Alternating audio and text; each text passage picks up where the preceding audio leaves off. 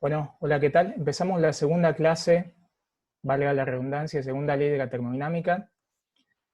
Si ustedes se acuerdan, la primera ley no era más que una ecuación que nos daba balance energético en los procesos termodinámicos, pero no nos dice nada sobre la dirección en la cual las transformaciones pueden ocurrir.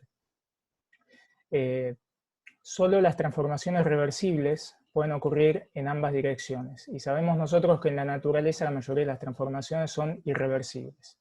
Vemos, por ejemplo, un sistema bastante sencillo en el que tenemos un cilindro que está dividido en dos, y de un lado tenemos un gas del tipo 1 y del otro lado tenemos un gas del tipo 2. Los dos compartimentos del cilindro están divididos entre sí por medio de una compuerta.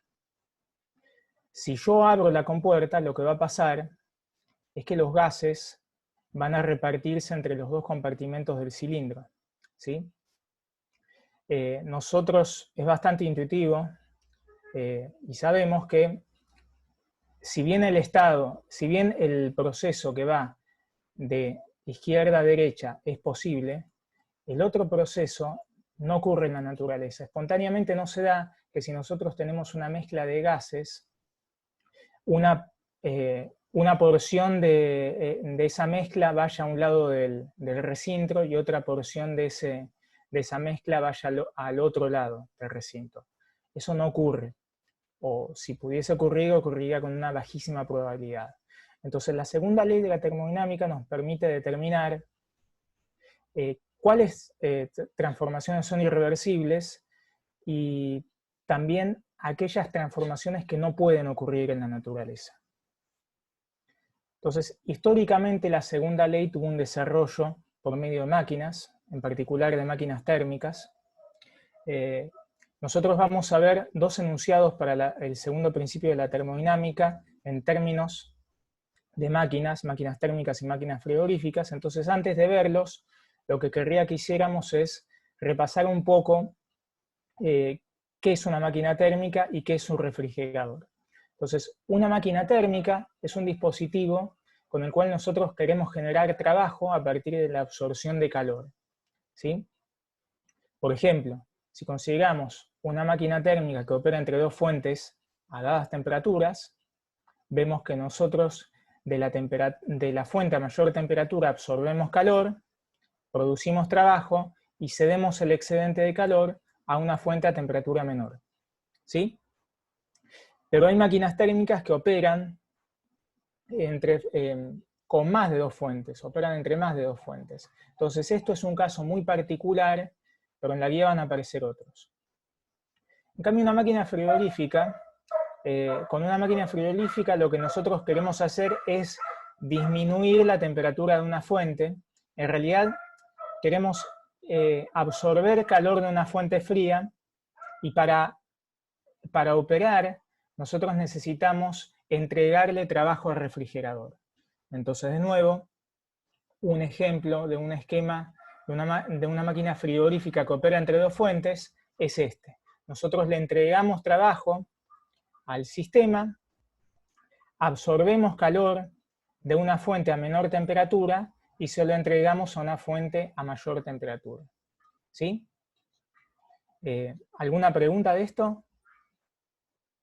Creo que lo vieron igualmente en la clase teórica, ¿no? Perfecto. Bien, entonces seguimos. ¿Cómo nosotros podemos distinguir a partir del ciclo que tiene la sustancia de trabajo de nuestra máquina si tenemos una máquina térmica o una máquina frigorífica? Bueno, básicamente por el signo que tiene el trabajo. Si el trabajo que el sistema hace sobre el entorno es positivo, entonces tenemos una máquina térmica. Y si el trabajo que el entorno hace sobre el sistema es negativo, o sea, el entorno está haciendo trabajo al sistema, entonces tenemos una máquina frigorífica o una bomba de calor que tiene una sutil diferencia con el refrigerador. Entonces, básicamente, si nosotros sabíamos que las sustancias de trabajo de las máquinas realizaban ciclos. Entonces, si el ciclo tiene un recorrido en el sentido horario, entonces el trabajo es positivo y estamos en presencia de una máquina térmica. Y si el ciclo se recorre en sentido antihorario, el trabajo es negativo y estamos en presencia de una máquina frigorífica. Todos saben el porqué de estos signos, ¿no es cierto? Todos entienden y todas entienden por qué si nosotros recorremos en sentido horario tenemos trabajo positivo y en sentido antihorario trabajo negativo. ¿Eso lo saben? ¿Alguien no lo sabe? Bueno, si nadie dice nada, entonces imagino que todos lo saben. Perfecto. Buenísimo. Entonces sigamos. Lo que nosotros querríamos también es tener alguna medida de cuán eficientes son estas máquinas. Para ello nosotros tenemos dos medidas, en particular para las máquinas térmicas la eficiencia y para las máquinas frigoríficas el coeficiente de desempeño o de rendimiento.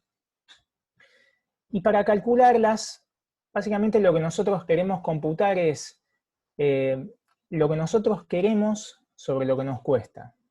¿Sí? Entonces, en una máquina térmica lo que nosotros queremos es generar trabajo y el costo de la operación de esa máquina es el calor que la máquina está absorbiendo de una o varias fuentes. En cambio, en una máquina frigorífica lo que nosotros queremos es extraer calor de una fuente fría, ¿sí? Y el costo para nosotros es el trabajo que nosotros le entregamos al sistema para que opere la máquina. ¿Sí? Hay una diferencia entre estas dos medidas, y es que mientras la eficiencia de una máquina térmica es menor o igual que 1, de hecho, por la tercera ley es estrictamente menor a 1, el coeficiente de desempeño no necesariamente tiene que serlo y normalmente es mayor que 1, ¿sí? Incluyendo Carnot. Que eso es otra cosa que les quería comentar. Lo que sabemos es que ninguna máquina térmica, ninguna máquina en general, ¿no?, que opere entre dos fuentes puede tener un rendimiento superior al que nos da un proceso de Carnot. Entonces, si tenemos una máquina térmica que opera entre dos fuentes, la eficiencia de esa máquina es menor o igual que la eficiencia que nos da un ciclo de Carnot, que escribimos de esta forma: 1 menos T fría sobre T caliente. De la misma forma, el coeficiente de desempeño de un refrigerador cualquiera, que opera entre dos fuentes, es menor o igual que el coeficiente de desempeño de un refrigerador que opere realizando un ciclo de Carnot, que como ya sabemos también, es entre dos fuentes, ¿sí? Y el coeficiente de desempeño de un refrigerador de Carnot tiene este aspecto de acá. ¿Eso lo vieron en la teórica? Acá tengo una pregunta, perfecto, tengo una pregunta medio vieja que no había leído. En el caso del refrigerador, ¿qué trabajo se le hace? No sé si te llego a entender la pregunta, Denise, pero fíjate que en este esquema, bastante sencillo, entre dos fuentes, lo que nosotros estamos haciendo es darle un trabajo al sistema para que opere, ¿sí? En cambio acá, el sistema está realizando trabajo sobre el entorno, ¿sí? Es bastante importante que noten la diferencia en el sentido de las flechas estas. No sé si respondí tu pregunta porque no entendí del todo. Si en todo caso me puedes preguntar de nuevo. Entonces sigo, si no hay más preguntas.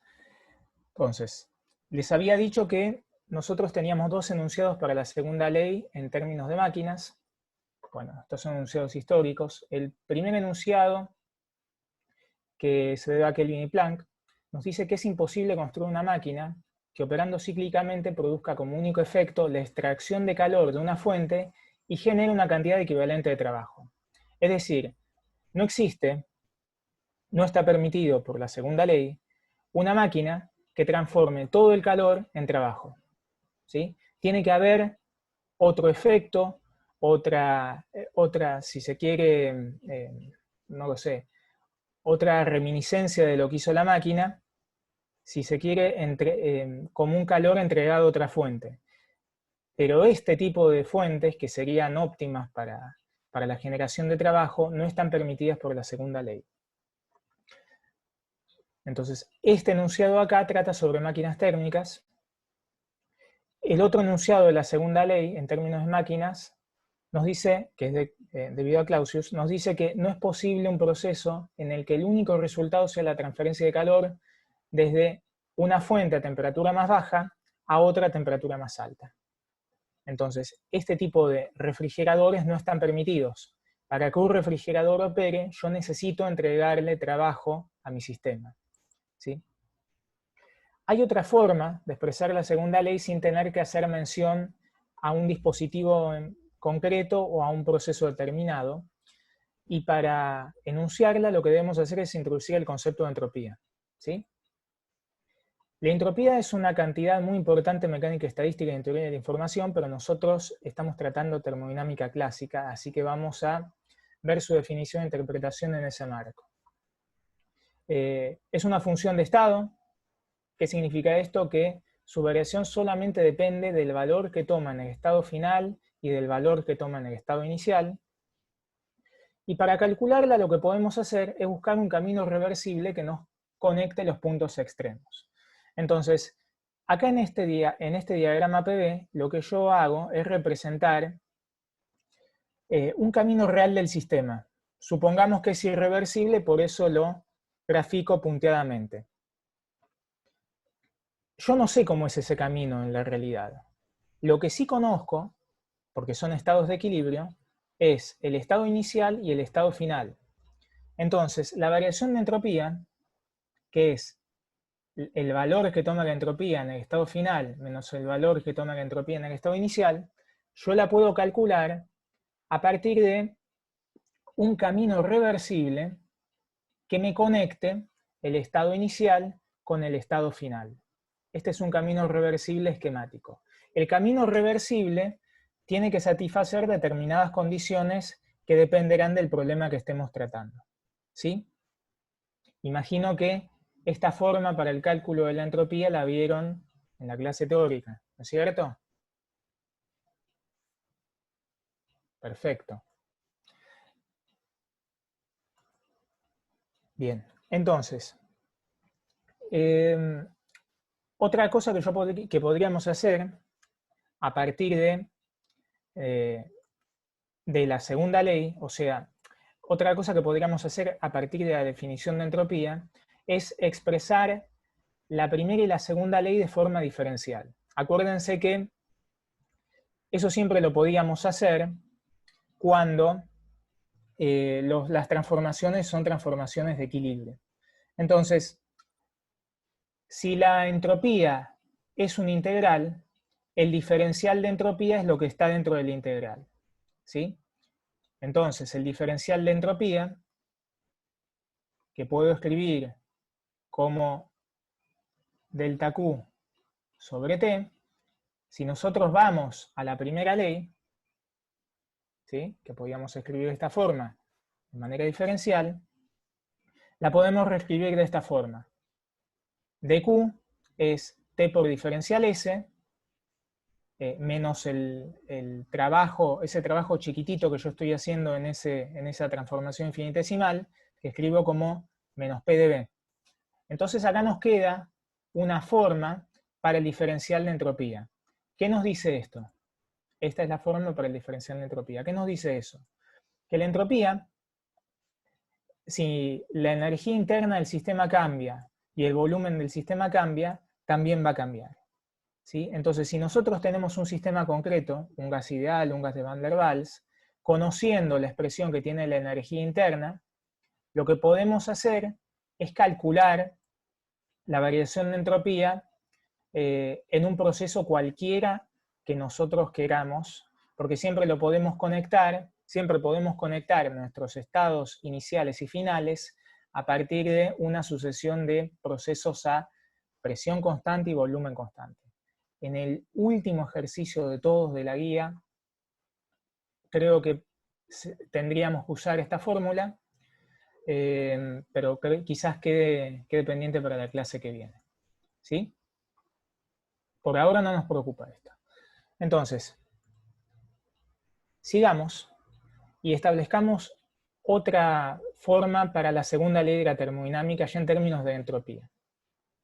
Entonces, el principio de aumento de entropía nos dice que la entropía de un sistema aislado o bien permanece constante o bien aumenta. Y eso define un sentido en el cual ocurren las transformaciones, o sea, un sentido de la flecha de tiempo, como se suele llamar. Entonces, si bien no todos los sistemas son aislados, un sistema que interactúa con un dado entorno conforman un sistema aislado. Entonces, en particular, la variación de entropía del universo, ya dijimos, donde por universo entendemos al sistema más el entorno, dijimos que la variación de entropía del universo, que es un sistema aislado, tiene que ser mayor o igual que 0. En particular, si la entropía del universo aumenta, el proceso es irreversible. Si permanece constante, entonces la evolución es reversible, y si la variación de entropía del sistema aislado, que es el universo, es menor a 0, entonces el proceso no puede ocurrir. Normalmente para nosotros el entorno son las fuentes o los focos térmicos, y para ellas la variación de entropía de una fuente térmica no es más que el calor de la fuente dividido la temperatura de la fuente. ¿Sí? Pero ojo, esto es desde la perspectiva de la fuente. El calor desde la perspectiva de la fuente es opuesto al calor desde la perspectiva del sistema. Opuesto con un signo menos. Entonces fíjense que, pensemos en este ejemplo. Imaginemos que tenemos un sistema que está absorbiendo calor de un foco térmico a temperatura T1. Mientras que para el sistema está ingresando calor, para la fuente está saliendo calor. ¿Sí? Entonces, el calor que va acá, cuando calculamos la variación de entropía de una fuente, es el calor desde la perspectiva de la fuente, que es opuesto, por este signo menos de acá, al calor que el sistema está recibiendo o cediendo. ¿Sí? Queda un poco descolocado, pero ahora lo vamos a ver con algunos ejemplos. Bueno, voy a empezar por un proceso cíclico que no va a tratar entropía, pero antes quisiera preguntarle si alguno o alguna tiene alguna pregunta sobre lo que vimos, porque lo pasé un poco rápido.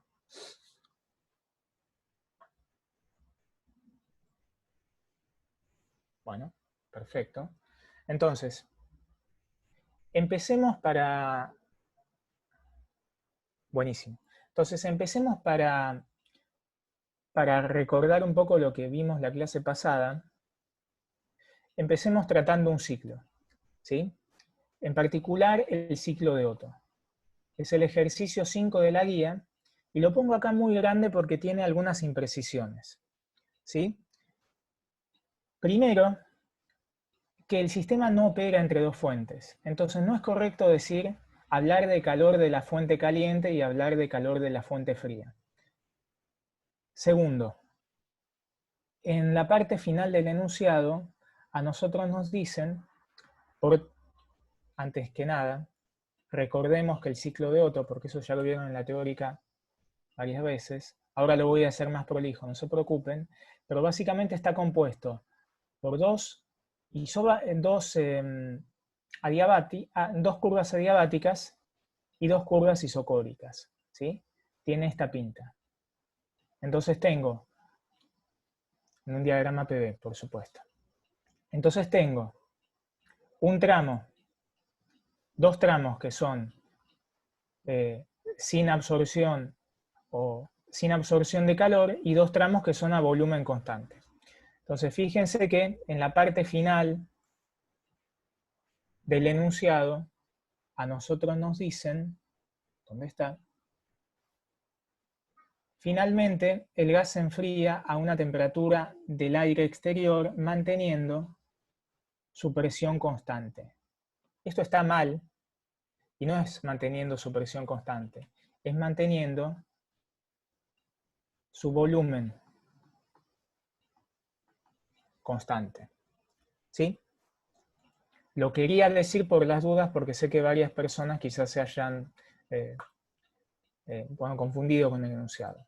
Entonces, básicamente lo que nosotros queremos hacer en este ejercicio es calcular, determinar la eficiencia de un ciclo de Otto que opere como máquina térmica.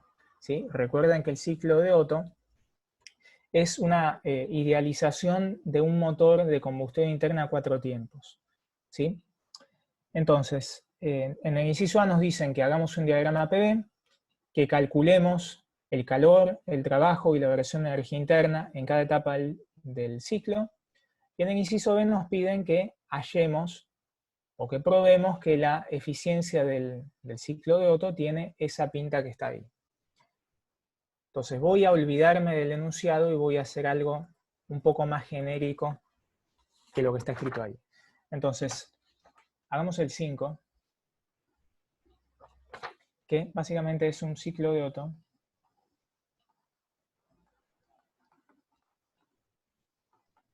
genérico. Entonces, en el A nos piden que hagamos un diagrama PV, que calculemos delta U, Q y W en cada tramo. Bueno, yo voy a hacer una abstracción sobre, y voy a obviar lo que ocurre en el cilindro con la mezcla de aire y gasolina. Solamente voy a representar los tramos del ciclo en un diagrama PV, pero la descripción de lo que pasa en términos del cilindro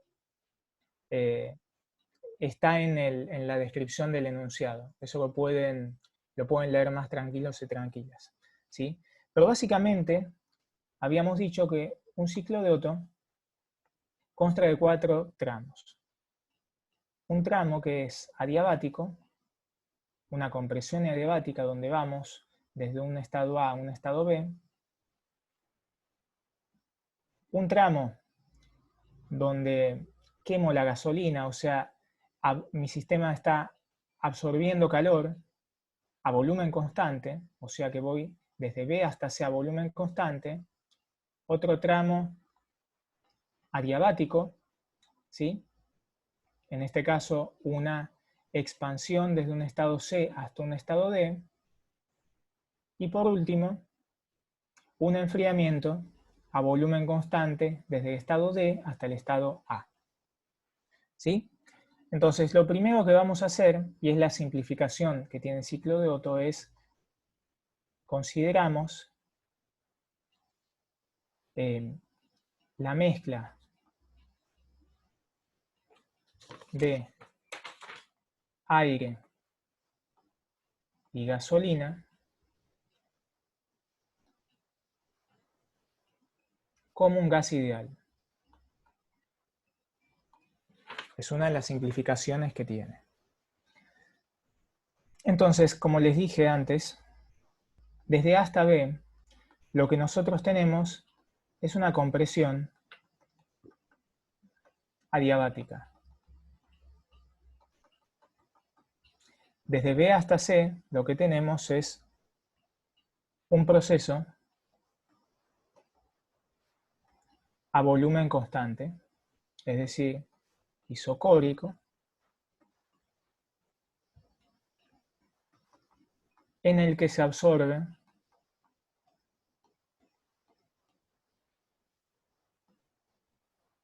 calor. Desde C hasta D tenemos una expansión adiabática y desde D hasta A tenemos un proceso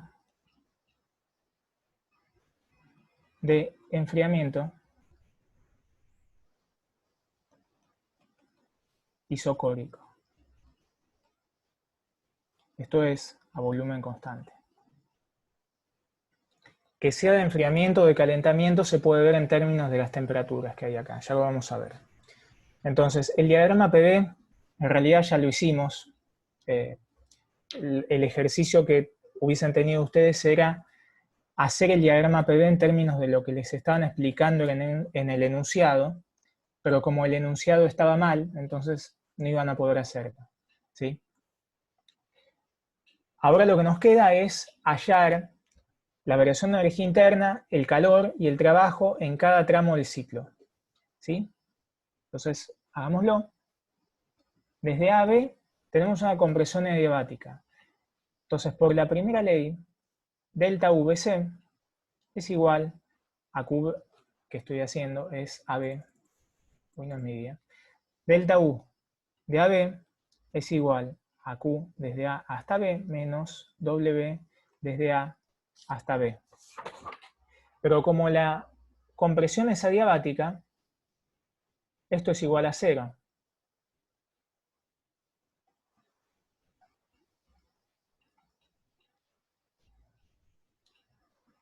Por lo cual tenemos que W desde A hasta B es menos delta U desde A hasta B.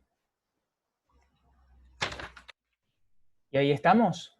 ¿O estaría faltando algo?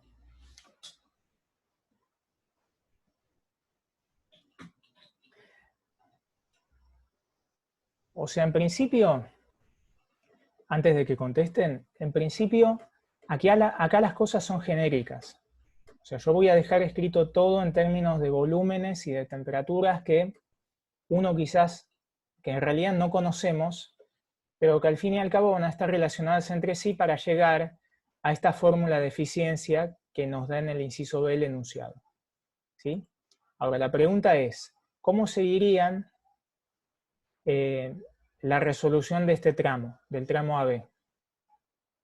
¿Les parece que ya está o pasamos directamente al tramo BC?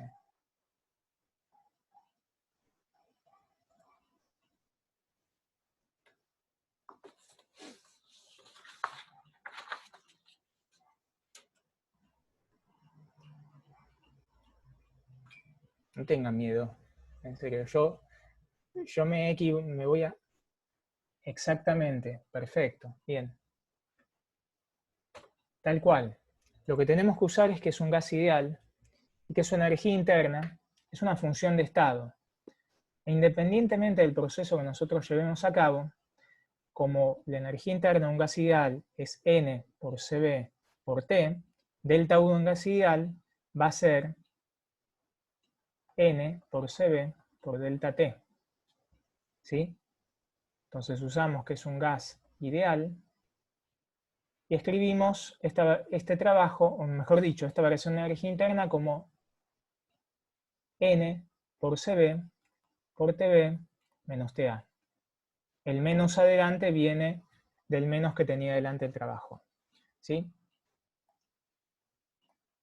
Entonces, creo que eso es bastante sencillo. Para ir desde B hasta C, de nuevo tenemos que escribir la primera ley de la termodinámica en este tramo.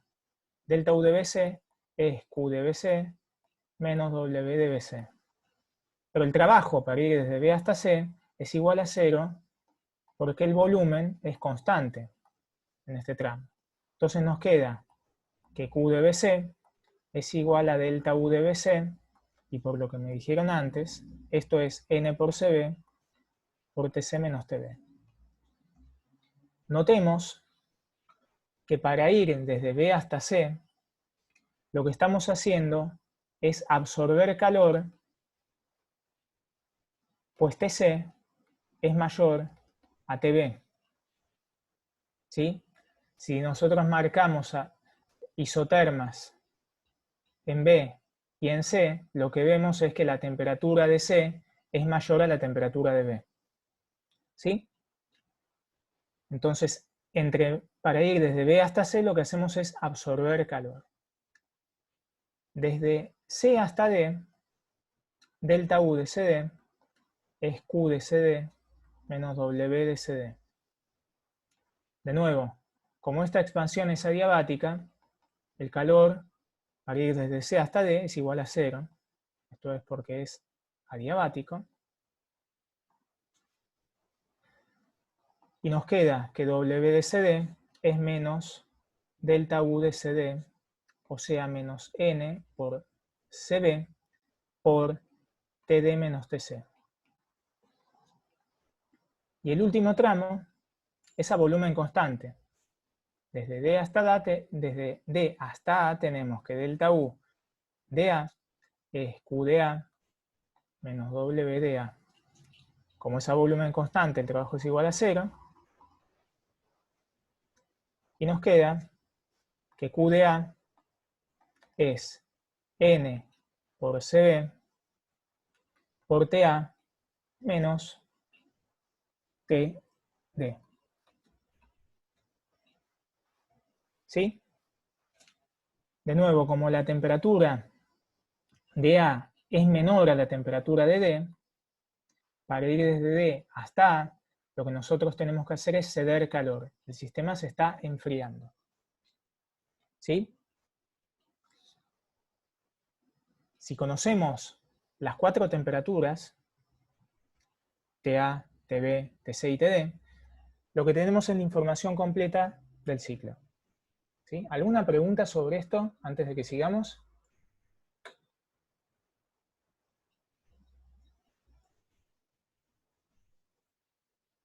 Bien, bárbaro.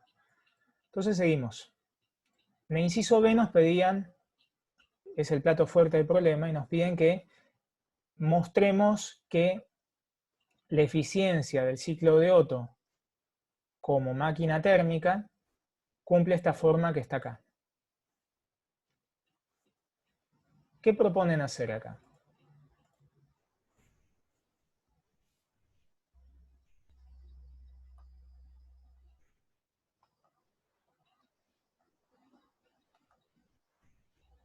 Escucho sugerencias.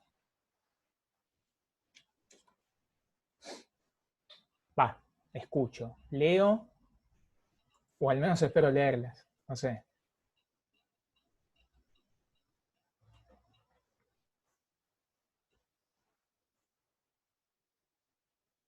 Hoy están muy tímidos y tímidas, más, me parece que más que yo mismo.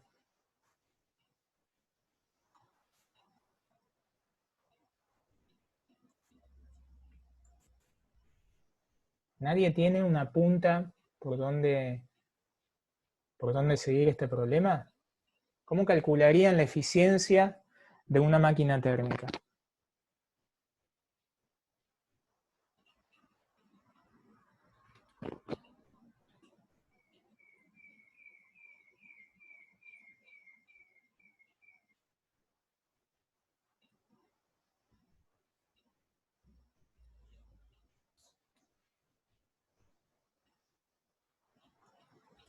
Bueno, me van a...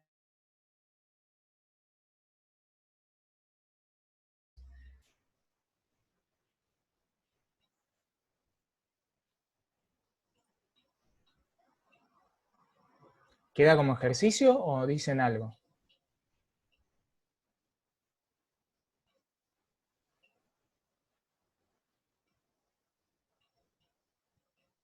Parece que quizás queda como ejercicio, no sé.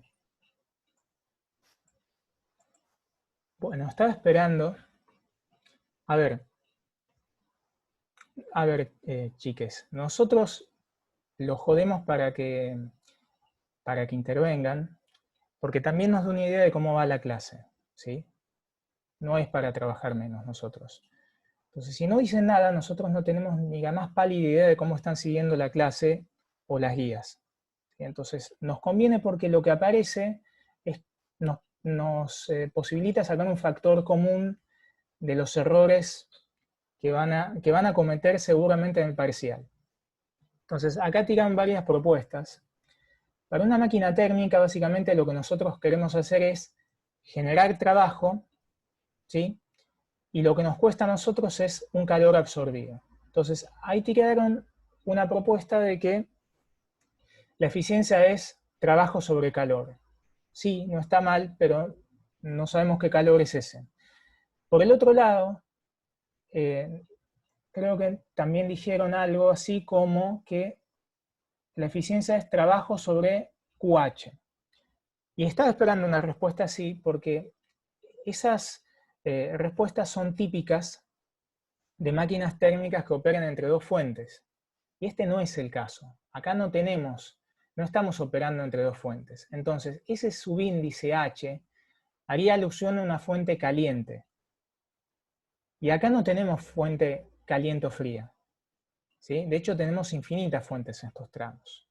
Entonces, para no equivocarnos nunca, lo que tenemos que hacer es saber con qué sistema estamos tratando. Entonces, el ciclo de Otto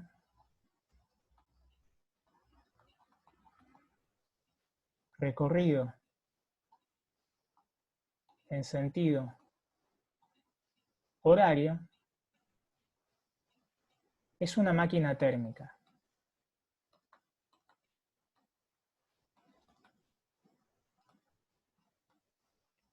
Entonces, la eficiencia, que lo podemos definir como lo que quiero o lo que queremos sobre lo que nos cuesta,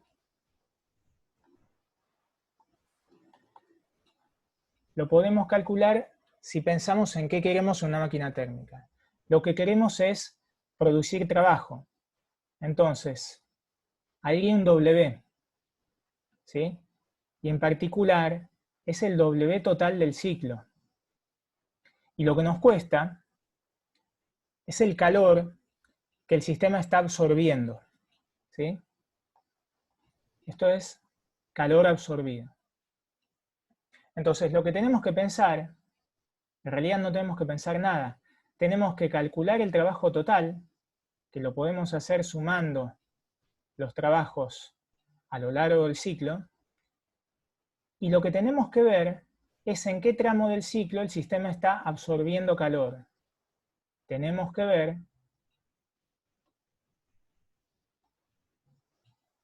en qué tramo el sistema absorbe calor. Entonces, el trabajo total no es más que W, fíjense, desde A hasta B hay trabajo, desde B hasta C no hay trabajo, desde C hasta D hay trabajo y desde D hasta A no hay trabajo. Entonces, el trabajo total es W de AB más WCD. Y el calor absorbido es el calor que está asociado a los tramos donde el sistema está absorbiendo calor. Y ya dijimos que en el único tramo en el cual el sistema absorbe calor es en BC, ¿sí? Entonces, el calor absorbido es igual a QVC. Por lo tanto, tenemos que la eficiencia del ciclo de Otto es WAB más WCD sobre QVC. Perdón, Juan, en el tramo DA también teníamos calor absorbido.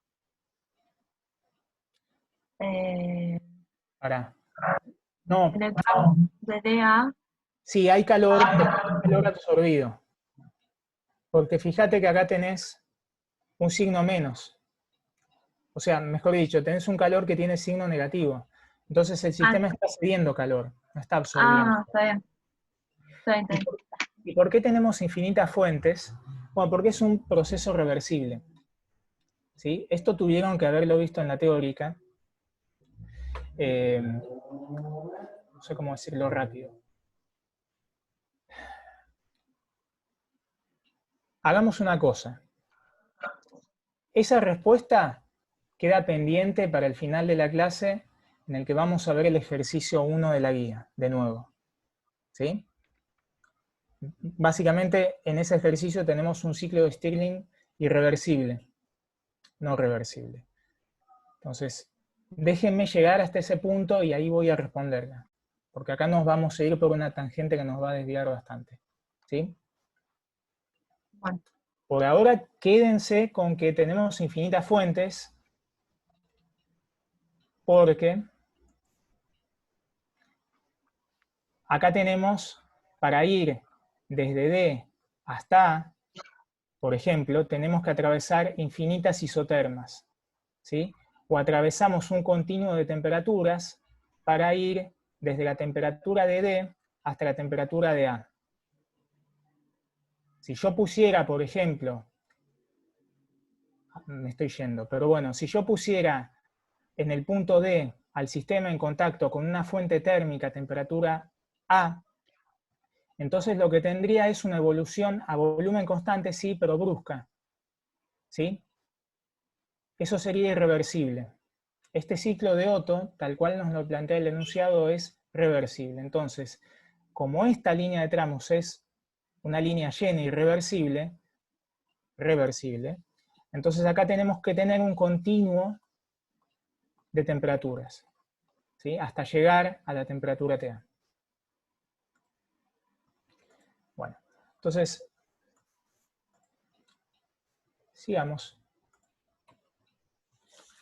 Y lo único que tenemos que hacer es reescribir los trabajos y el calor. Entonces, la eficiencia del ciclo de Otto es el trabajo de AB más el trabajo CD. Saco factor común N por CB, que estaba. El trabajo de AB es menos N por CB por TB menos TA, y el trabajo de CD es menos N por CB por TD menos TC. Entonces acá tenemos menos TB menos TA menos TD menos TC. Y por otro lado, el calor absorbido para ir desde B hasta C es N por CB por TC menos TB. Esto es N por CB por TC menos TB. El N por CB se nos va. Si reescribimos un poco el denominador, nos queda TC menos TB menos TD menos TA, ¿sí? Sobre TC menos TB. Entonces, desagrupamos todo y nos queda TC menos TB sobre TC menos TB, que esto es 1, menos TD menos TA sobre TC menos TB. ¿Sí? O sea que esto es 1 menos TC menos TB sobre TC. Escribí dos veces lo mismo, perdón. Acá es TD menos TA sobre TC menos TB. Si recordamos un poco lo que nos decía el enunciado, acá en la respuesta final de eficiencia tenían que aparecer los volúmenes, un cociente de volúmenes. Y nosotros tenemos temperaturas. Entonces la pregunta es cómo podemos pasar de temperaturas a volúmenes. ¿Cómo lo harían ustedes? En virtud de estos tramos. Perfecto. Entonces lo que tenemos que hacer es decir que tenemos un gas ideal que realiza procesos adiabáticos irreversibles. Entonces, como A y B, como AB y CD, AB y CD son procesos adiabáticos y reversibles de un gas ideal, entonces tenemos que podemos usar la fórmula de las adiabáticas y decir que TA por BA a la gamma menos 1 es TB por BB a la gamma menos 1, por un lado, y por el otro, que TC por BC a la gamma menos 1 es igual a TD por BD a la gamma menos 1. Ecuación 2. Pero ¿qué pasa? Tenemos dos tramos que son a volumen constante. Entonces el volumen de B va a ser igual al volumen de C. Y el volumen de D va a ser igual al volumen de A. Así que si usamos eso, acá vamos a tener volumen de B y acá vamos a tener volumen de A. Entonces, si combinamos una con dos, lo que tenemos es que TD sobre TA es igual a TC sobre TB, que es la ecuación 3. Así que si vamos de nuevo a la eficiencia del ciclo de Otto y reescribimos esto que está acá como sacando factor común TA en el numerador y sacando factor común TB en el denominador, o sea, teniendo TA sobre TB por TD sobre TA menos 1 sobre TC sobre TB menos 1, lo que nos termina quedando es que la eficiencia del ciclo de Otto es 1 menos TA sobre TB por TD sobre TA menos 1 sobre TC sobre TB menos 1. ¿Pero qué pasa? Por la ecuación 3, TD sobre TA es TC sobre TB. Entonces el numerador es igual al denominador y esto de acá nos termina dando 1. O sea que la eficiencia del ciclo de Otto es 1 menos TA sobre TB. ¿Sí? Bastante simplificado ya. Pero ¿qué pasa todavía? A partir de la ecuación 1, TA sobre TB es BB sobre BA a la gamma menos 1, que es lo mismo que BA sobre BB a la 1 menos gamma. O sea que esto es 1 menos BA sobre BB a la 1 menos gamma. Y esto que está acá es lo que el enunciado define como ese R minúscula, que es, ¿dónde está? La razón de compresión del ciclo. La razón entre el volumen máximo y el volumen mínimo del cilindro. ¿Sí? Entonces esto termina siendo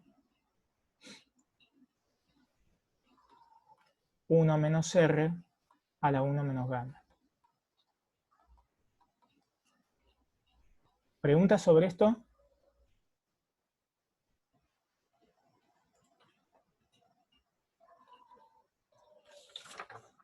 Yo me perdí cuando pusiste la eficiencia de Otto, en el último renglón, digamos que pusiste que era igual a 1, todo, que redondeaste. Acá. Esa parte, sí, ¿por qué es igual a 1? O sea, ¿entendés esta parte de acá? Sí, eso sí. Perfecto. Entonces, esto sale de la ecuación 3, porque fíjate que en el denominador aparece TC sobre TB y en el numerador aparece TD sobre TA.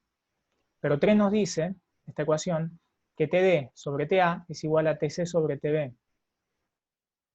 Entonces en el numerador tendrías lo mismo que en el denominador. Y esas dos cosas te dan 1 divididas. Ah, ya está. Está bien. ¿Sí? Sí, sí, ¿Segura? Bien. sí. Bien. Cualquier cosa, no hay problema si querés preguntar de nuevo. Entonces, la pregunta que les quiero hacer para terminar este ejercicio es si podemos comparar con Carnot.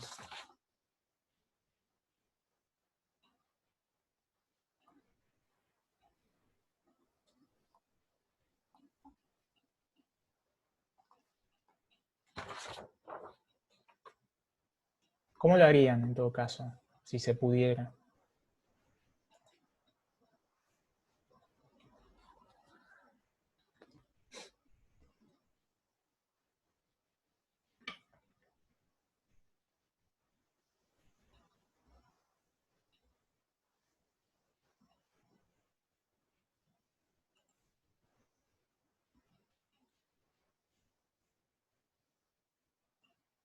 Bueno. Entonces, ya que no Perdona, respondo... Juan, Sí, ¿podrías repetir la pregunta? claro. La pregunta es si podemos comparar en términos de eficiencia al ciclo de Otto con el ciclo de Carnot. Acuérdense que habíamos dicho hace varias diapositivas que ninguna máquina que opera entre dos fuentes puede tener un rendimiento superior al de un proceso de Carnot. Entonces, querríamos saber si podemos comparar la eficiencia del ciclo de Otto con la eficiencia de un ciclo de Carnot. Y en ese caso, si pudiéramos hacerlo, ¿cómo lo harían ustedes?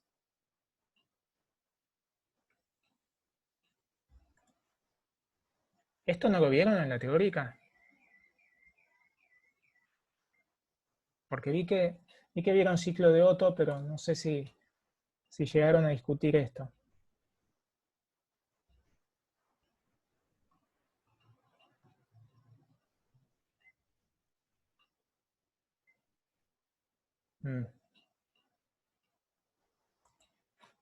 Está bien. Bueno, entonces, la respuesta es que hay algo muy clave y es que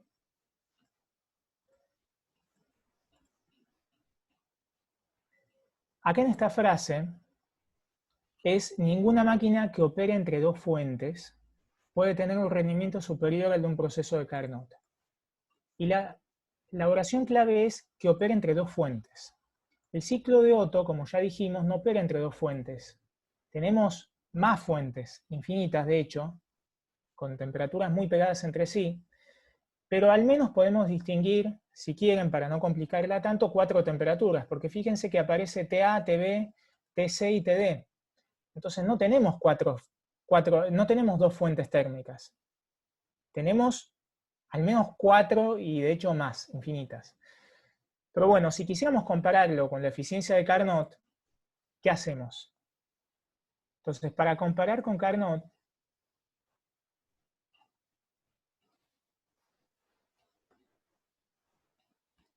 en realidad no es del todo correcto esta comparación, pero nos da una idea de si el ciclo de Otto es más eficiente o no que el de Carnot. Lo que hacemos es, para comparar con Carnot, usamos en este último las temperaturas extremas del ciclo de Otto.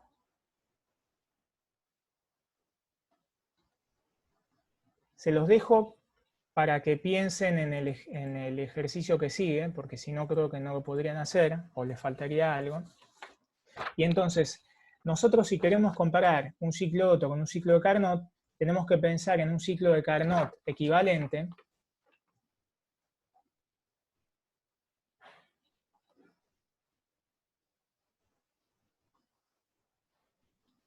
que tenga como temperaturas de la fuente fría. Acuérdense que en Carnot la eficiencia es 1 menos T fría sobre T caliente, que tenga como temperatura fría a la temperatura más baja del ciclo de Otto y como temperatura caliente a la temperatura más alta del ciclo de Otto.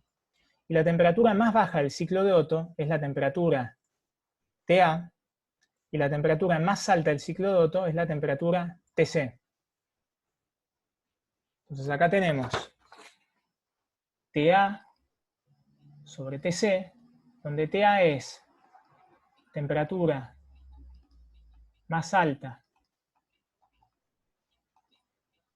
del ciclo de Otto y TC es la temperatura más baja del ciclo de Otto. Si le ponen valores a estas cosas, como ocurre en el problema siguiente, a lo que llegan es que la eficiencia del ciclo de Otto es menor a la eficiencia del ciclo de Carnot. Equivalente, ¿no? Un Carnot que opere entre dos fuentes térmicas que son la más baja de Otto y la más alta de Otto. Entonces el ciclo de Carnot sigue siendo más eficiente, mucho más eficiente que el ciclo de Otto. Fíjense, a pesar de que sean ambos reversibles. ¿Sí? Entonces, fíjense qué ocurre con el ciclo de Stirling. Y esto, por ahora, es el final del problema este. Ahora vamos a empezar con entropía. No sé si alguien tiene una pregunta sobre lo que discutimos recién. Seguramente las tienen. Disculpen si estoy yendo medio rápido, pero quiero que lleguemos a hacer varias cosas. Pero no me molestan las preguntas. De hecho, me perturban un poco los silencios. Entonces, si tienen preguntas, van a ser más que bienvenidas. Bueno, entonces sigamos y empecemos ya con la parte de entropía. Disculpe, Juan, yo tengo una. Sí. Entonces, para comparar, ¿siempre podemos hacer eso o no? En realidad no. En realidad Ok. no estaría bien. Por ejemplo, si te pongo un ejemplo. Dale. A ver, suponete que... En realidad sí podés hacerlo, pero no tiene sentido que lo hagas. Suponete que vos tenés esto.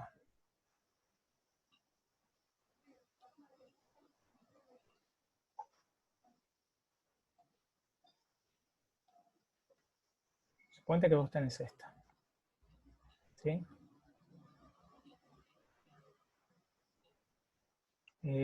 Pará, me equivoqué en el sentido de las flechas.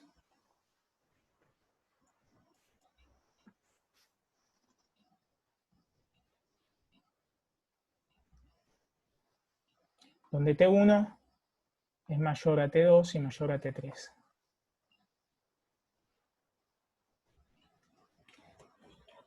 Si vos quisieras comparar con Carnot acá, podés compararlo, pero la verdad no te serviría de nada. Lo que te va a servir es otra cosa, que vamos a ver, no sé si esta clase o la clase que viene, que es una igualdad de este tipo, que si el proceso es reversible, o si la máquina es reversible,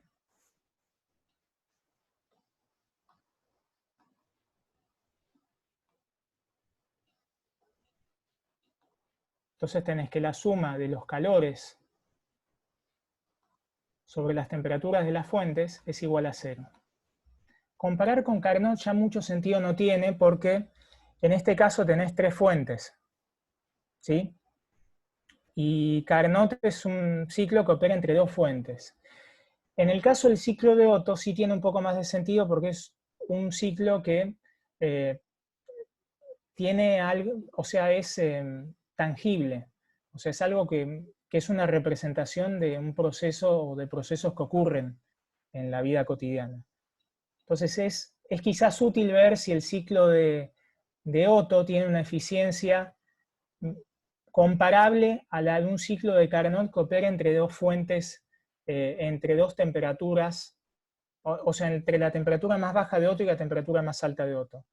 Pero acá en otro tipo de procesos no tiene mucho sentido hacerlo. Y de hecho no sería del todo correcto. O sea, para redondear, porque hoy estoy medio disperso. La respuesta es, quizás podrías hacerlo, pero no se necesita. Y si lo hicieras, quizás no sería útil. ¿Sí? O sea, me estoy lavando un poco las manos. Entonces, volviendo a la parte de entropía. Bueno, fíjense que acá, para fijar ideas, lo que queremos hacer es calcular variaciones de entropía y vamos a hacerlo con sistemas que nosotros conocemos que son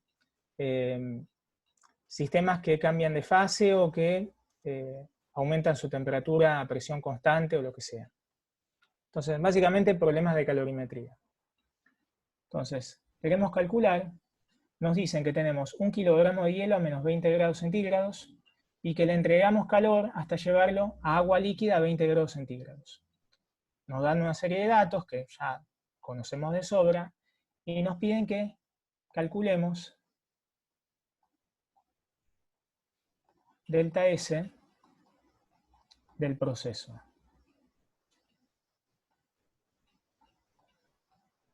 Entonces, para calcular delta S del proceso, lo primero que tenemos que hacer es ver cuál es el proceso.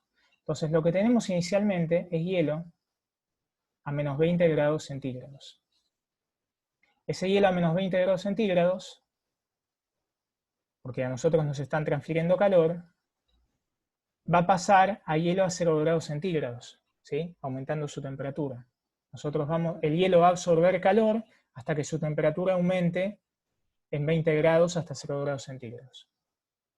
A 0 grados centígrados, si al hielo se le sigue entregando calor, el hielo se va a fundir y vamos a pasar a tener agua a 0 grados centígrados. Y esa agua a 0 grados centígrados, si nosotros le seguimos pasando calor, por supuesto esto es agua líquida, es un abuso de lenguaje. Por agua, en este problema yo voy a hablar de agua líquida, ¿sí? Creo que se entiende que es medio abusivo, pero es para facilitar las cosas. Y si nosotros le seguimos pasando calor al agua, esa agua que estaba a 0 grados, la vamos a llevar a agua a 20 grados centígrados. ¿Sí? Bien. Entonces, el estado de hielo a 20 grados centígrados es estado A, el estado de hielo a 0 grados es el estado B, el estado de agua a 0 grados después de la fusión es el estado C, y el estado del agua a 20 grados centígrados es el estado D. ¿Sí? Bien. Entonces, para subir la temperatura del hielo en 20 grados, o sea, para pasar desde el punto A hasta el punto B, ¿qué es lo que nosotros le hacemos al sistema? Le entregamos calor, ¿sí? Lo dice el enunciado. ¿En qué condiciones nosotros le estamos entregando calor al sistema?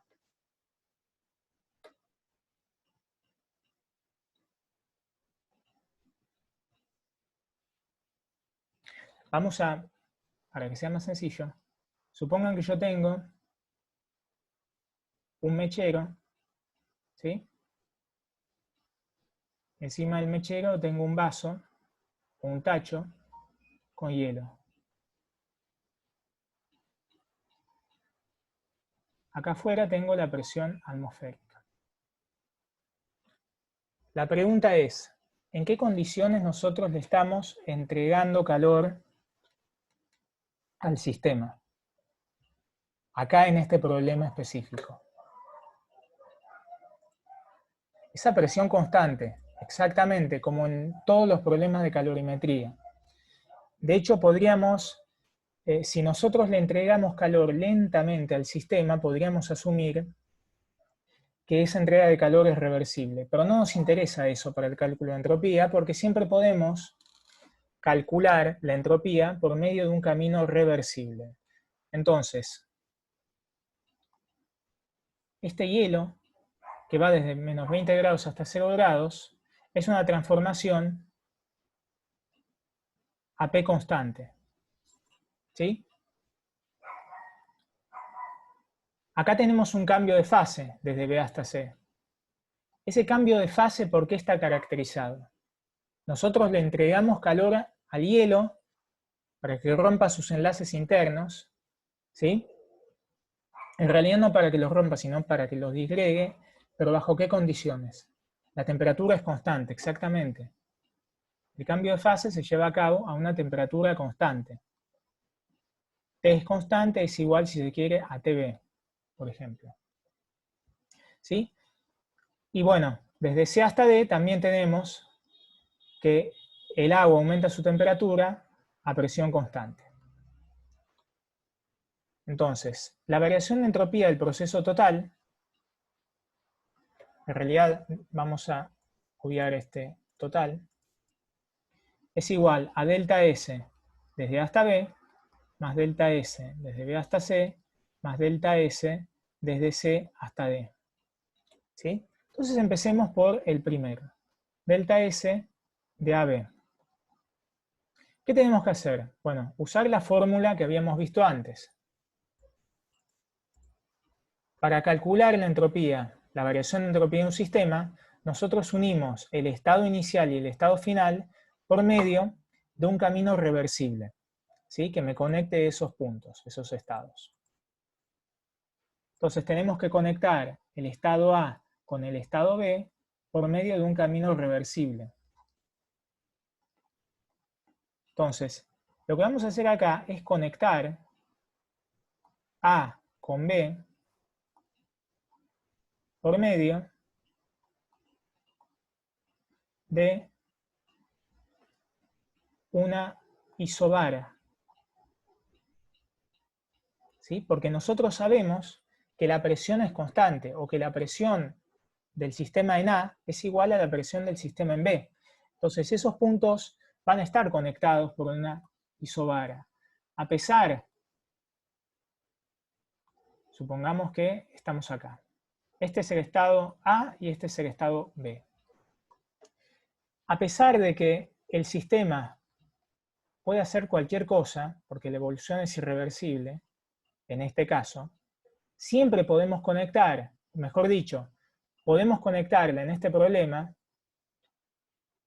estos puntos por medio de una isobara, ¿sí? Por una curva a presión constante. Pero de nuevo esto es por las condiciones del enunciado. Y en una isobara, ¿cómo era el calor?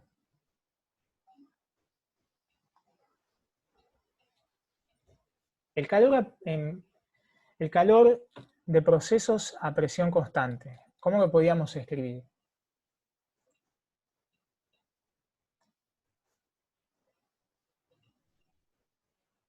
¿O en términos de qué cosa? Exactamente. Muy bien. O sea, lo podíamos escribir como N por C, en términos de la capacidad calorífica o del calor específico, mejor dicho, a presión constante multiplicado por la variación de temperatura. Como este es un proceso infinitesimal, por eso está el delta minúscula, ¿sí? Es un, para que se den una idea,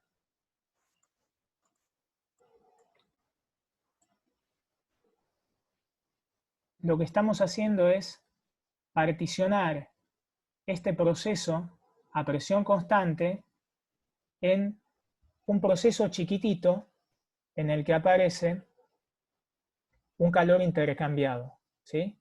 Esto es calor diferencial.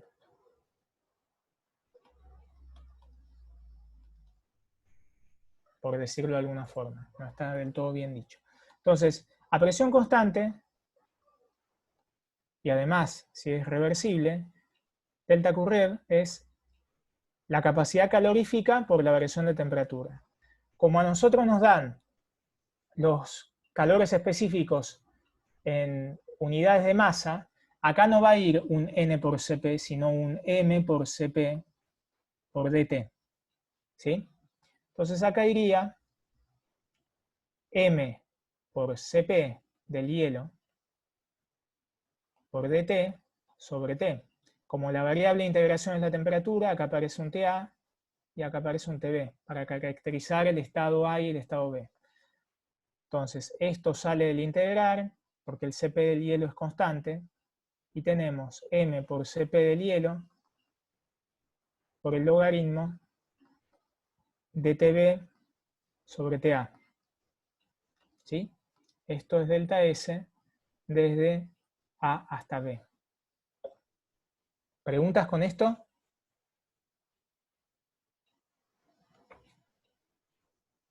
Bien, si no hay preguntas, seguimos.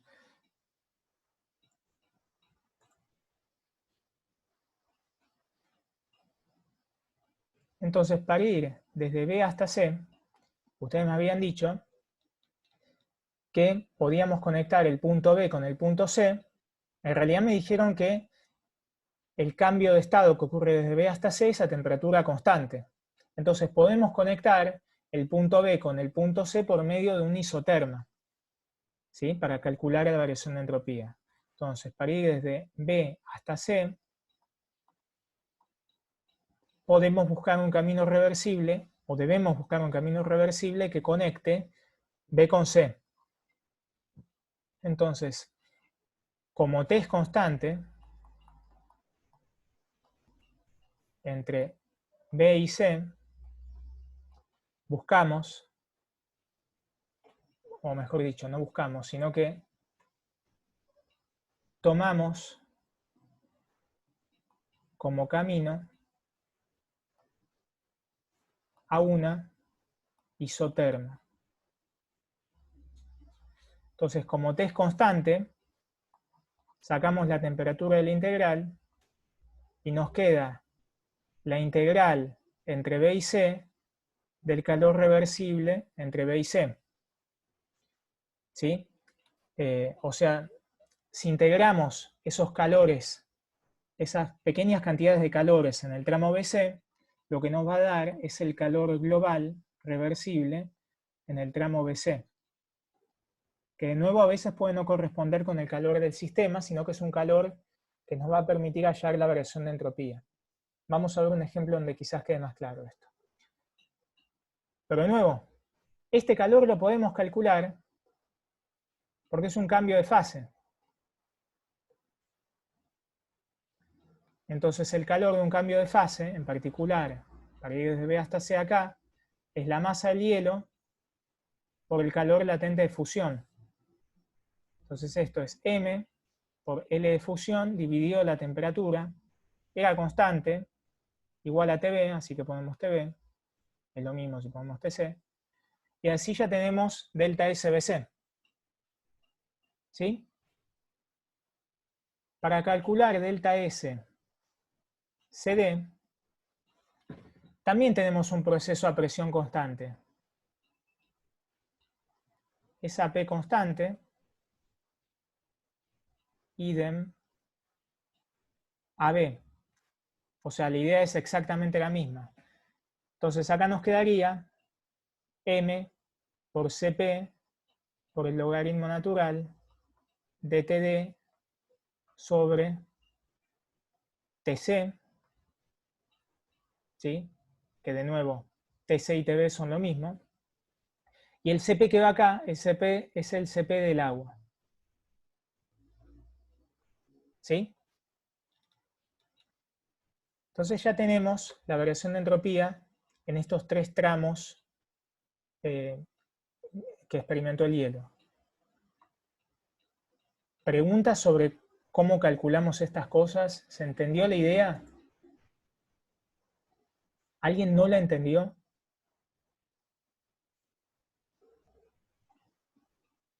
Perfecto. Miren que es importante esto, entonces pregunten lo que no se entienda. Bueno, y sencillamente entonces, la variación de entropía global del proceso no es más que la suma de esas de las variaciones de entropía en cada tramo. La masa aparecía en los tres tramos, la sacamos factor común, y esto básicamente es CP del hielo por logaritmo de... Pregunta. No puse las temperaturas, y quiero saber qué pondrían ustedes, por ejemplo, acá. Para ir desde B hasta C, nos aparecía que la variación de entropía era la masa por el calor latente de fusión sobre la temperatura en B. ¿Qué temperatura pondrían ahí ustedes? En B.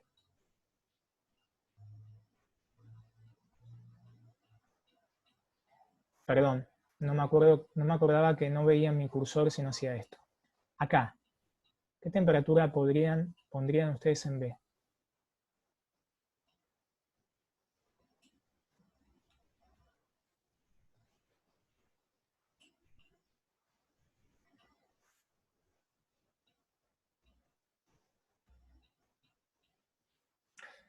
Bueno, era justamente esa la idea. Ustedes solamente pueden usar temperaturas en grados centígrados cuando estén tratando con variaciones de temperatura, porque la variación de temperatura en grados Celsius es la misma que la variación de temperatura en kelvins. Pero si a ustedes les aparecen temperaturas propiamente dichas, siempre tienen que usar grados no, olviden el grados, siempre tienen que usar kelvins, ¿sí? Entonces la respuesta es la temperatura en Kelvin. Bueno, entonces, acá teníamos el cociente de temperaturas para ir desde A hasta B. Arriba aparecía la temperatura de B, que era 0 grados o 273 Kelvin. Abajo aparecía la temperatura de A, que era menos 20 grados centígrados, o sea, 253 Kelvin. Más la masa del hielo que ya había puesto antes, así que la borro, más el calor latente de fusión sobre la temperatura del punto B, que era 273 Kelvin, o sea, 0 grados, más Cp del agua por el logaritmo de la temperatura final, que es 20 grados centígrados, o sea, 293 Kelvin, sobre 273 Kelvin. Entonces, esto lo conozco, es 0,5 calorías sobre gramos Kelvin. Esto es 1 caloría sobre gramos Kelvin. Esto es 80 calorías sobre gramos. Esto es 1000 gramos. Y esto nos termina dando, si no me tira pata, más o menos 402 calorías.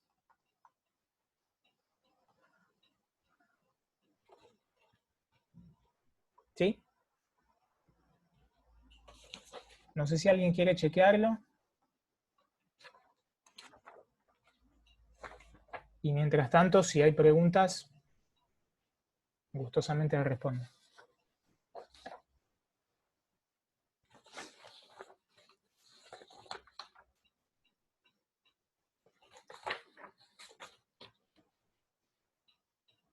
Bueno, entonces ya que no hay, sigamos y lo que quiero que hagamos ahora es calcular la variación de entropía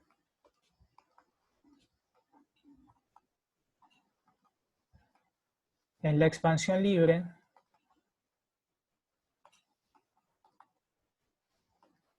de un gas ideal. Este ejemplo ya lo vimos varias veces. Pero acuérdense que, supongan que tenemos inicialmente un gas ideal que está confinado en una parte de un cilindro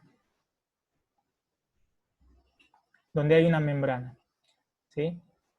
Tenemos el gas ideal a una temperatura inicial, que asumimos dato, a un volumen inicial, que también asumimos como dato, y una presión inicial, que también asumimos como dato.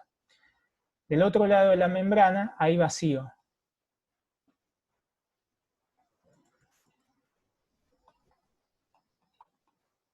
Si rompemos la membrana, el gas se va a expandir hasta ocupar todo el cilindro. Entonces, membrana.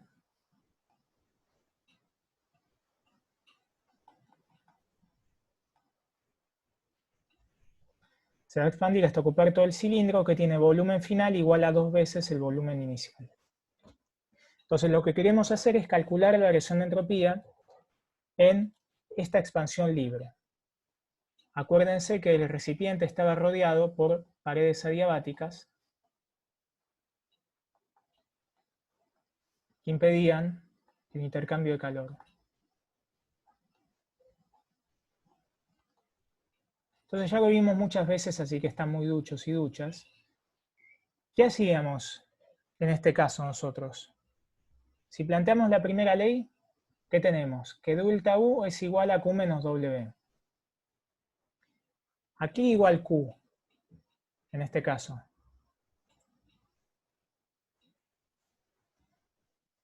A 0. Perfecto, porque las paredes son adiabáticas. Y W, el trabajo,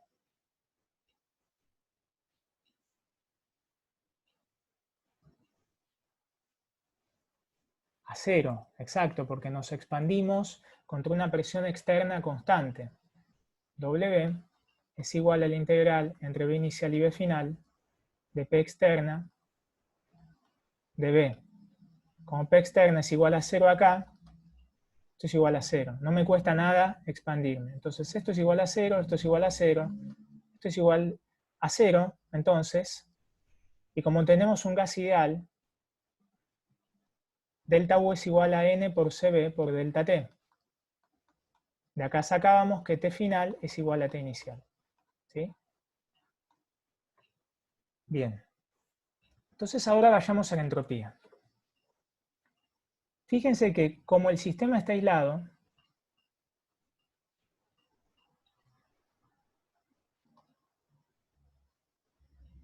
porque las paredes son adiabáticas y del otro lado, cuando rompemos la membrana, no tenemos nada, entonces el universo es igual al sistema,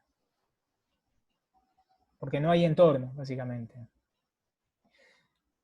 Habíamos visto que la expansión libre era un proceso irreversible, netamente irreversible.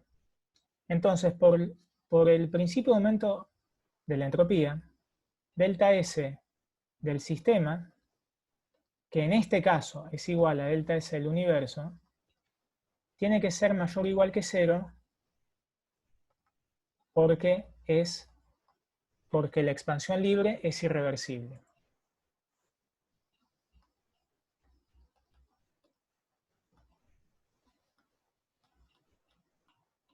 Eso lo podemos probar explícitamente calculando la variación de entropía del sistema. Porque la variación de entropía del sistema, o sea, del gas, es igual a la integral entre un estado inicial y un estado final de delta Q-rev sobre T, donde este calor infinitesimal que aparece acá es el calor en un camino reversible que conecta I con F. La pregunta acá es, ¿cómo seguirían este ejercicio?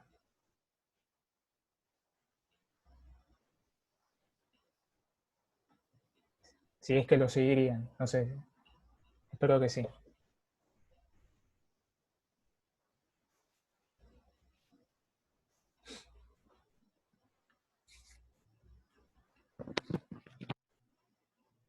¿Qué camino reversible buscarían en este caso?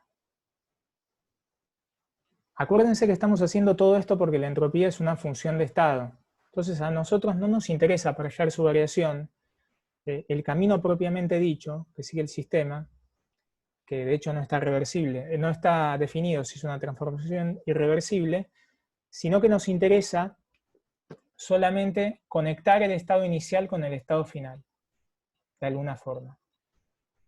¿Cómo lo conectarían ustedes?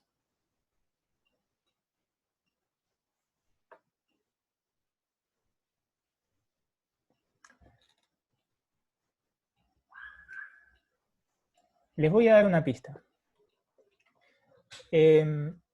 Supongan que hay un alumno o una alumna de esta materia que dice, bueno, como el proceso es adiabático, entonces yo puedo unir el estado inicial con el estado final por medio de una curva adiabática. ¿Sí? En una curva adiabática, el calor es igual a 0, entonces la variación de entropía es igual a 0. ¿Eso está bien?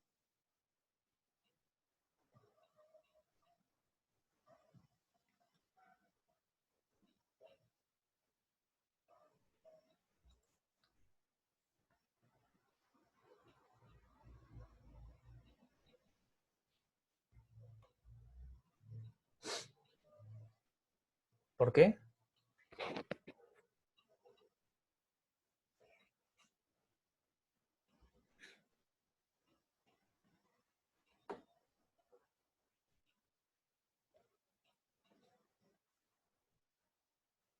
No sé si se les ocurre algo.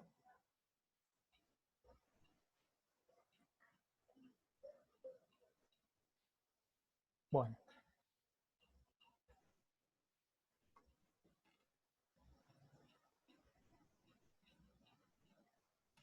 Mira, a ver. O sea, la respuesta no está mal, pero básicamente lo están refutando sabiendo a priori que la evolución es irreversible. No está mal igualmente. Por otro lado, pensar en términos del desorden a nivel termodinámico no es del todo correcto. No está mal esa imagen, o sea, es una imagen pochoclera que hace la entropía más interesante. Pero en termodinámica la entropía no está asociada al desorden. Eso es, si querés, a nivel mecánico estadístico o bien de teoría de la información, más o menos. En termodinámica la entropía no es más que la energía que no está disponible para generar trabajo. Punto. Lo de desorden es pochoclo puro. O sea, no hay nada acá que nos lleve a pensar en el desorden. Pero de nuevo, en mecánica estadística sí. A ver. Yo sé que el estado inicial y el estado final tienen la misma temperatura, por esto de acá. ¿No? Sabemos que en un gas ideal, las adiabáticas son curvas bruscas, ¿sí? Más bruscas que las isotermas, mejor dicho. Entonces, si el estado inicial y el estado final tienen la misma temperatura, y esto es un gas ideal, el estado inicial y el estado final seguro que van a estar conectados por una isoterma. ¿Sí? Puedo conectar I con F por una isoterma, pero no por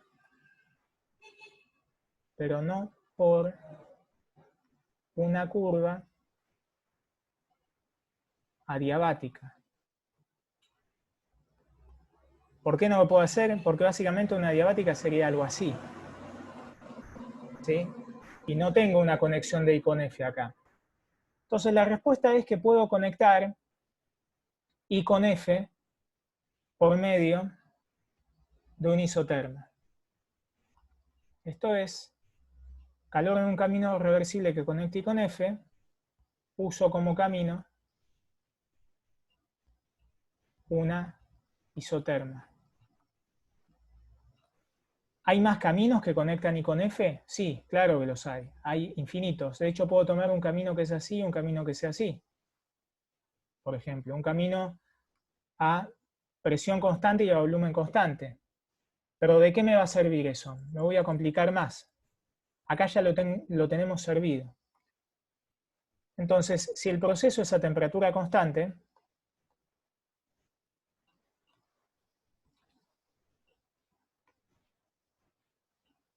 igual a la temperatura, si se quiere, inicial, la temperatura sale de la integral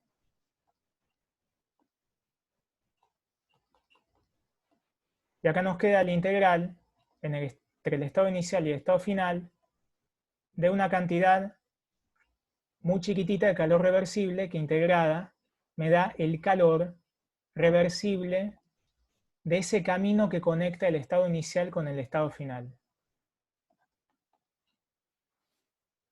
Ese camino es ficticio, no existe. La evolución es irreversible, pero nosotros usamos ese camino para calcular la variación de entropía. ¿Y qué hacemos?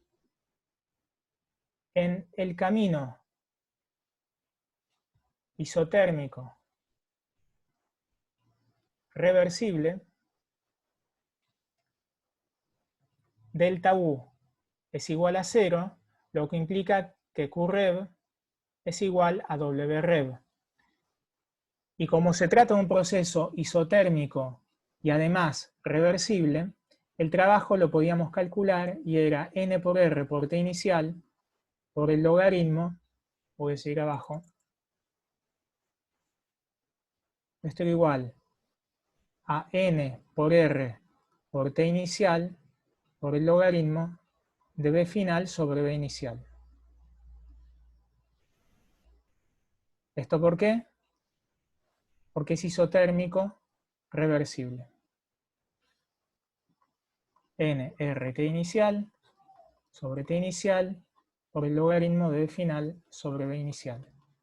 Esto es N por R por el logaritmo de 2. Es mayor que 0. ¿Sí? Como esperábamos.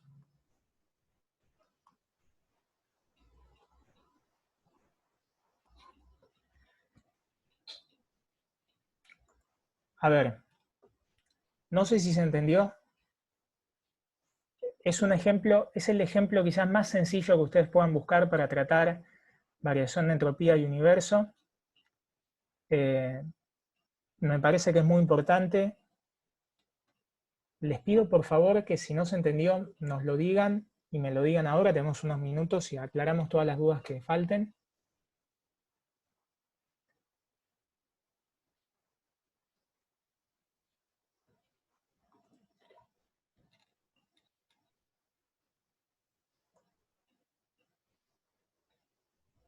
Bueno, no sé si tienen preguntas. Aprovéchennos, chiques. Está bien. A ver, básicamente lo que hicimos, como la entropía es una función de estado, para calcular la entropía nos interesa el estado final y el estado inicial, ¿sí? O los estados extremos. Entonces, en un proceso irreversible, para calcular la entropía solamente tenemos que conectar el estado inicial con el estado final por algún camino. Tal cual. Bueno, perfecto. Listo. Bueno, entonces traten de hacerlo, medítenlo. Me quedaron pendientes varias cosas.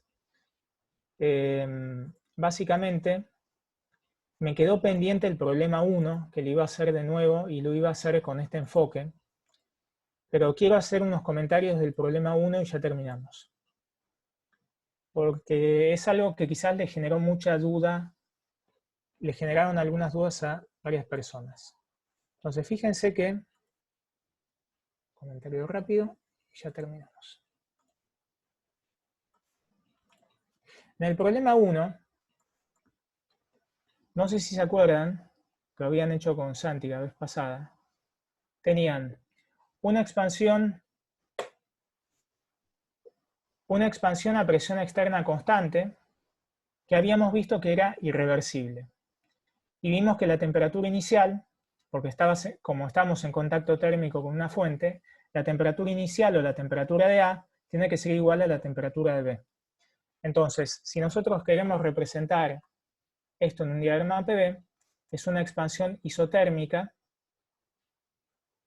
pero irreversible. Entonces uno lo puede representar con una línea punteada.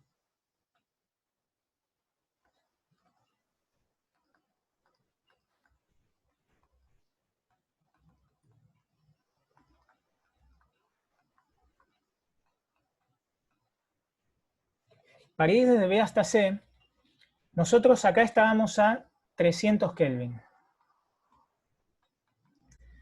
Ponemos en contacto nuestro sistema con una fuente térmica a 200 Kelvin y trabamos el volumen y trabamos al recipiente. Entonces lo que tenemos es un enfriamiento a volumen constante. Pero como nosotros lo ponemos en contacto con una fuente térmica a 200 Kelvin, la evolución va a ser irreversible. Entonces el tramo desde B hasta C es irreversible. ¿Sí? Es importante notar eso. Si nosotros hubiésemos querido tener un enfriamiento reversible, en vez de poner en contacto al sistema con una fuente a temperatura de 200 Kelvin, le hubiésemos tenido que poner primero una fuente a temperatura de 299.9, después de temperatura a 299.8, y así sucesivamente hasta llegar a 200 Kelvin. ¿Entienden entonces lo que quise decirles antes con tenemos acá infinitas fuentes en el ciclo de Otto? Porque teníamos una línea llena, en este caso, acá.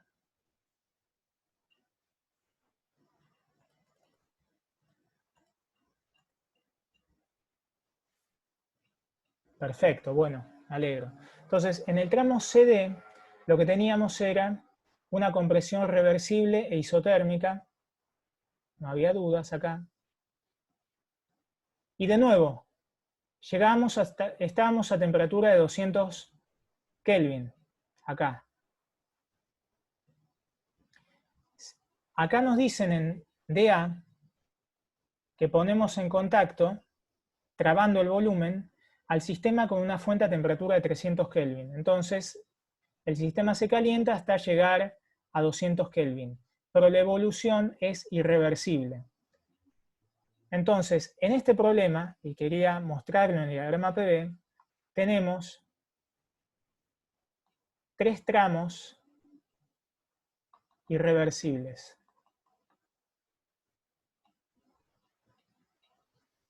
¿Sí? Bueno, el A y el B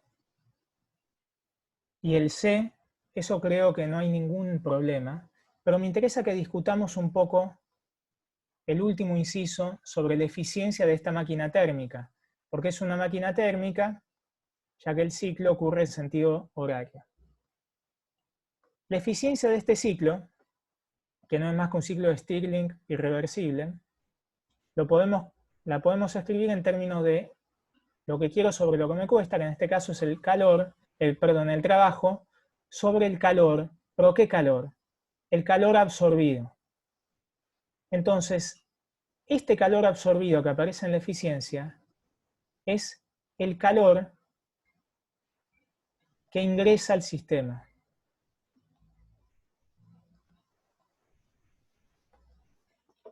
Entonces, este Q1 es un poco confuso. Lo que tienen que ver ustedes es en qué tramo del ciclo el sistema está absorbiendo calor y ese calor absorbido es el que tienen que poner en el cociente de la eficiencia. ¿Estamos?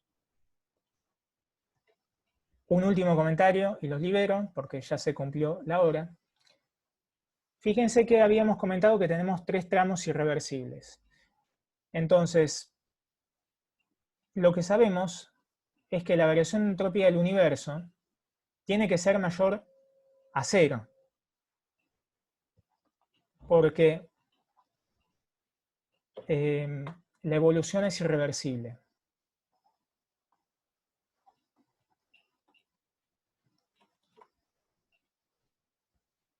Pregunta: la variación de entropía del universo es la variación de entropía del sistema más la variación de entropía del entorno, si se quiere. La variación de entropía del sistema, ¿igual a cuánto es?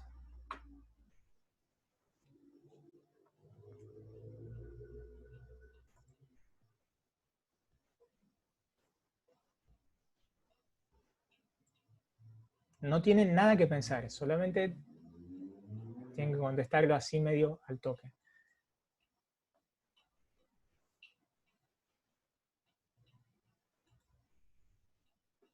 ¿La del sistema decís, Ignacio?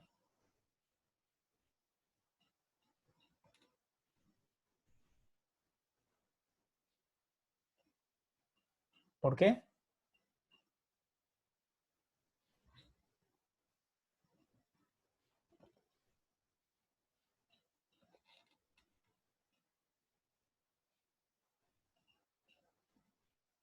Es muchísimo más fácil que eso. ¿Sabes por qué? Pará. 2 cosas. La primera, no importa que el tramo sea reversible o irreversible, vos como la entropía es una función de estado, para calcular la variación de entropía, vos podés conectar esos puntos por medio de un camino reversible, siempre. No importa si sea irreversible o reversible, siempre va a existir algún camino que te los conecte. Pero es más sencillo porque la entropía es una función de estado. Y como el sistema, acá, está operando haciendo ciclos, la variación de entropía del sistema es igual a 0. Porque ¿a qué es igual? Es igual a S final menos S inicial.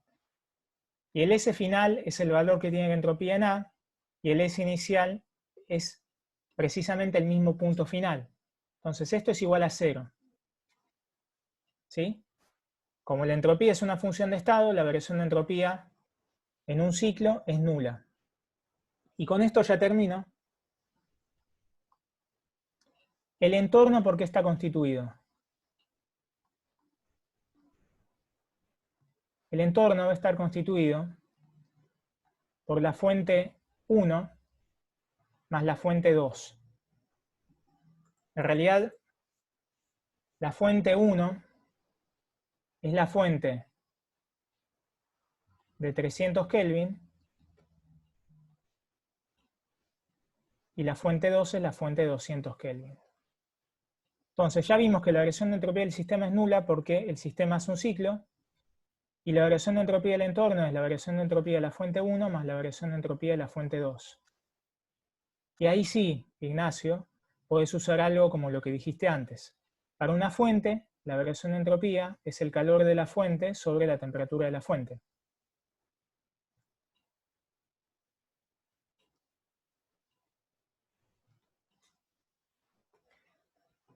Bueno, pero ¿qué pasa? El calor de la fuente 1 es el calor que, desde la perspectiva de la fuente 1, cuando el sistema interactúa con ella. ¿Y dónde el sistema interactúa con la fuente 1? Interactúa con la fuente 1 en este tramo y en este tramo de acá. Y con la fuente 2, que voy a marcar en azul, el sistema interactúa con ella en este tramito y en este tramito. Pero como nosotros estamos hablando, piénsenlo después, lo estoy diciendo muy rápido, como nosotros estamos hablando de fuentes, el calor de la fuente es opuesto al calor del sistema. Entonces acá el calor de la fuente 1 es menos los calores que el sistema recibe de la fuente 1, que básicamente es QAB más QDA. Y esto dividido la temperatura de la fuente 1, que es 300 K. Por el otro lado, para la fuente 2, tenemos menos QBC más QCD, dividido 200 K. Lo que les dejo como ejercicio es chequear que como este ciclo es irreversible, esta variación de entropía del universo tiene que ser mayor que 0. ¿Sí? Tienen todos los elementos para hacerlo y ver que el principio de aumento de la entropía es válido. ¿Sí? Entonces, Santi, si querés dejar de grabar.